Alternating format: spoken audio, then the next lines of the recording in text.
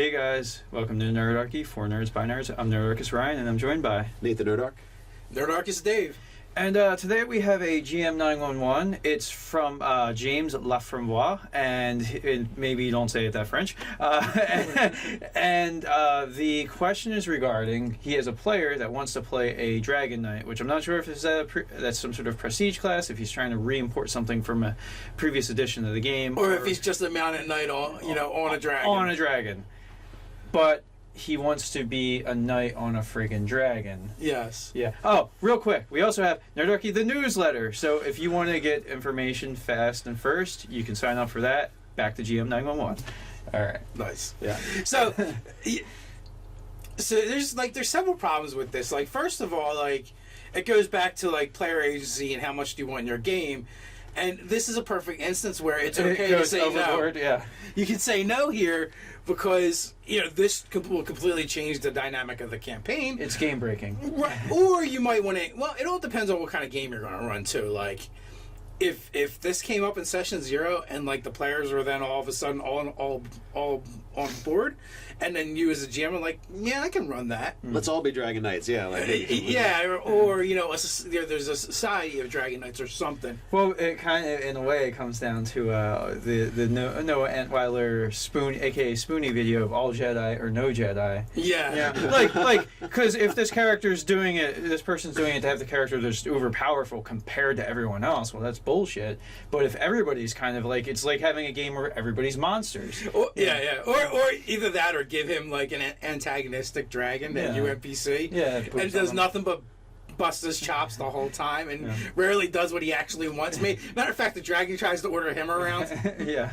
Dragon's like not really into this adventuring thing, because dragons really wouldn't be. They just want to get the horde. Yeah, he goes along, does virtually nothing, and demands almost all of the treasure. He wants tribute. I gotta start my horde early, man. Yeah. Think about compounding interest. I live for thousands of years. Hoarding ain't easy, you know. Hoarding ain't easy. That's right. So, that might be a t-shirt. I actually have a real suggestion for how this could work out. It's probably not going to be. Wait a minute, are you saying our suggestions aren't real? No. Work out without changing anybody else's character premise. Okay. That's what I should have said. So. okay, so this character is like a Don Quixote, and he just imagines that he has a dragon mount. It's an imagined dragon? Yeah. Okay, so what my suggestion is that they've got to be cool with going like multi-classing, maybe as a fighter warlock. Mm-hmm. And your because warlock just has the mechanics for how I think. First off, the powers that you would gain as a dragon knight, and also it has other mechanics put into it already without having to make up too much stuff. I would definitely make up a warlock pact with dragons.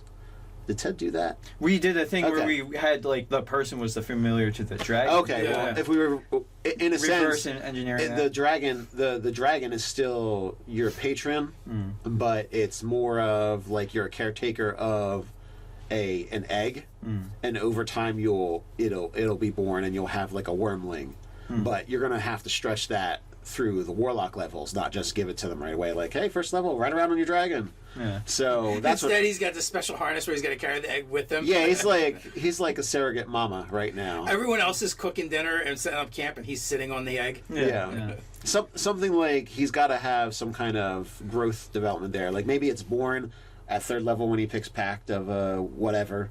I would maybe Pact of the Chain because the familiar's already worked into it. Yeah, you could use like the pseudo dragon and just reskin that to be like a very baby dragon. Like yes, exactly. So you could say like that's just what your dragon starts out as. I mean, maybe give it the appropriate breath weapon of the thing. Yeah. Well, flavor it towards the color dragon or whatever type of dragon it's going to be. This edition has far less age categories than previous editions, so like you can reinstitute the hatchling. Yes, the hatchling. So you get a hatchling at third when you pick Pack of the Chain. Rework it so basically a lot of the powers of the warlock first off are kind of themed with either the dragon's type, if it's a gold dragon, or let's say it's a blue dragon, it's just easy lightning. So you're gonna have lightning attacks. You're gonna get things that are more based on like speed, quickness, that kind of stuff. Or resistance of resistance two, to or dealing damage of. So you're going to gain those type of things. Maybe like look at a few of the sorceress power stuff to kind of consider. Well, yeah, you might create invocations that Yeah. are based off of off of that special like, invocations that he can take. Just don't make them super powerful. Maybe some of the invocations augment the dragon hatchling, and then eventually whatever level you feel is appropriate for progression and thing, you could have it where he can ride it and fly, and like 14th Well, level they replace some of the pact abilities that you would get as a warlock with the advancement of this dragon. Yeah. Because if you want to balance the game. So I think that would be closest to like the feel of balance of leveling in the game, and you'd still have. At third level, you'd still have the dragon. It just you wouldn't be flying around on it. You'd be like more its caretaker. But like maybe maybe like heading toward like 10th level, it's actually like a legitimate mount.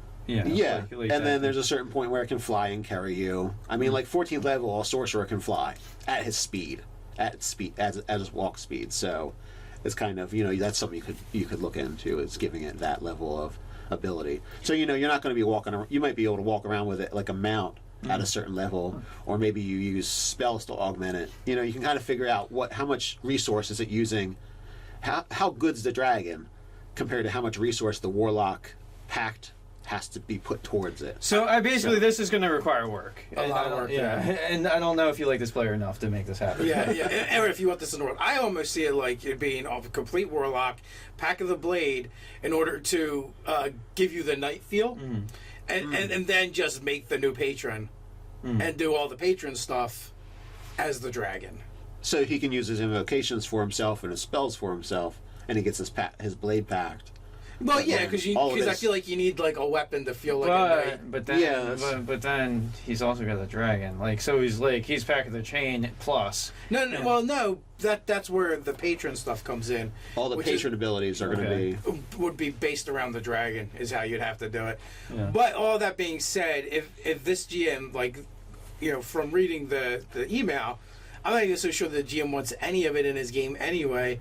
And I almost feel like he's asking us how to tell your player no. Because that might just be it too. That is a reasonable no point of the game. When what the thing is you're doing is so breaking and balancing. Because, all this discussion that we just had about making this thing balance with the game, by the time you start telling the player what you would do to make this balance in the game, he might not be interested anymore. Yeah, this is true. Yeah, you're like, this, and this. It's not going to be a completely awesome dragon right out the gate. You're only going to enjoy having a dragon like level 18 plus. Puff the magic dragon. Like 18 plus, if you want to work up to level 18 plus to have this full-on dragon, by that time the player's face is going to wilt, and he's probably like, I don't really want to do that now. It's flying at first level on a dragon, or no? Yeah. Well, here's the other thing that you might want to consider as well. What if you put a society of dragon riders in your game? And again, you have to actually want this in your game, and the player actually wants to join this society, and I often hear the complaint of, well, what do I spend gold on? What do I do with treasure? Yeah, and I just feel like Pathfinder and 3.5 has totally ruined players for the fact that you can do a bunch of stuff with your treasure and your gold. They perceive that if they can't just buy magic items, there's absolutely nothing to do with their gold. Yeah. So what if he actually had to buy his way into a lordship in the society and be accepted, have to go through trials. Well, not only that too, so once you made it, you had to have the coin to have this certain set of full plate made out of a special material, because you usually have to finance all your crap too. yeah, you got to look the part, and then again, and maybe there's a certain amount of hoard you have to have in your own keep, castle, or whatever that you basically share with your dragon. It's like a dragon dowry. Yeah. Yes, a dragon dowry. Yeah, absolutely. So where this could be something your player could work towards, and then you would actually determine the pacing of it. And when they can actually get it, and then when they do get it, it is actually a full dragon, and you can figure it into the adventures, and maybe there's other cool things that you can work out for your other players as well. And again, it's a dragon, so you really should treat it as a NPC, independent NPC. Not with its own agendas companion. and stuff going on too. It might not be around because it's got its own agenda. Again, so it's got dragony things to do, man. yeah. And I think I just a picture is thinking more like the Aragon kind of dragon rider. Bonnet mount thing, which I don't think is going to be... Where the dragon's basically a beast of burden, and that's it. Yeah, right? with its own personality, but it's it's almost like, the baby duckling, oh, you're my mama, I'm going to hang out with you all the time. So I don't think it would be, in that case, it wouldn't be that. And you're talking about something that is smarter than you.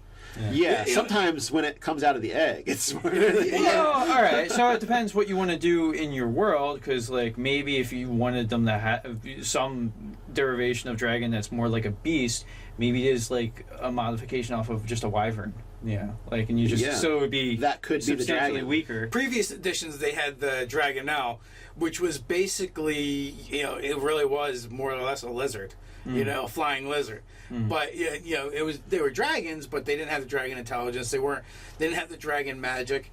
I don't even remember if they actually had a breath weapon or not. But they were just kind of like smaller, less powerful versions of dragons. So like, yeah, you could absolutely do something like that. I think we actually used them in one of our previous campaigns where we had our drow actually lived on mountaintops and they flew these things. Yeah. So yeah, we kind of did have dragon riders in the world. Yeah. Yeah, but they weren't real dragons, and it was more of a NPC race to begin with. So again, it comes back to what you want in your game. And don't be afraid to tell your players no, like this isn't going to work in my game. Or if you want to put it in there, you can always put it in there as the carrot of the achievement to unlock. Yeah. Be like, look, this is a lot of work to do it. You know what? I'm not going to do it by myself. I'm going to make you work your ass off as a player to earn the right to ride the dragon. You don't just get to ride dragons. No, it's just not everybody does. So that's the thing. Yeah, so I think we more or less covered this. James, let us know how it went for you. Yeah, we'll be curious. I'm sure there'll be lots of great comments in the comments below. Speaking of comments, you can like, share, or comment in that section down here. You can also check out the articles and the forum over at nerdarchy.com. Hey, while you're there, check out Nerdarchy, the store! So until next time, stay nerdy.